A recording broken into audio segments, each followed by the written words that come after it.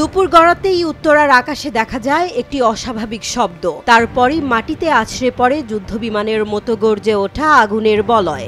আজ দুপুর 1:06 বাংলাদেশ বিমান বাহিনীর একটি প্রশিক্ষণ বিমান F-7 BGI উড্ডয়ন করেছিল, কিন্তু কিছুক্ষণের মধ্যেই মাইলস্টোন কলেজ এলাকার আকাশে ছড়িয়ে পড়ে আতঙ্ক।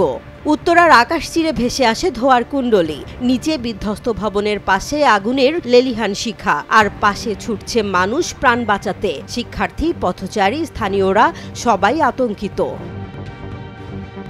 এই দুর্ঘটনায় প্রাণ হারিয়েছেন flight lieutenant Tauqir. Pabna cadet কলেজের গর্বিত প্রাক্তন শিক্ষার্থী ছিলেন তিনি। মাত্র 1 বছর আগে নতুন জীবন শুরু করেছিলেন, ঘর বেঁধেছিলেন ভালোবাসার মানুষকে নিয়ে। কিন্তু আজ সেই জীবন থেমে গেল এক ট্রেনিং ফ্লাইটেই। এ ঘটনায় এখন পর্যন্ত 23 জনকে জাতীয় বার্ন ও প্লাস্টিক সার্জারি ইনস্টিটিউটে নেওয়া হয়েছে। তাদের অনেকেই গুরুতর দগ্ধ। ঘটনাস্থলে কাজ করছে ফায়ার সার্ভিসের 8টি ইউনিট। উদ্ধার কাজে অংশ নিয়েছেন সেনাবাহিনীর সদস্যরাও। ইতোমধ্যে সামাজিক যোগাযোগ মাধ্যমে ছড়িয়ে পড়েছে দুর্ঘটনার মর্মান্তিক সব দৃশ্য। কেউ ক্যামেরা হাতে ছুটছেন, কেউ সাহায্য করছেন আহতদের। এই দুর্ঘটনা শুধু একটি বিমান নয়, একটি তরতাজা স্বপ্ন, একটি পরিবার, একটি ভবিষ্যৎ, সবকিছু ছারখার করে দিয়ে গেল। জাতি হারালো এক সাহসী সন্তানকে। আমরা শোকাহত।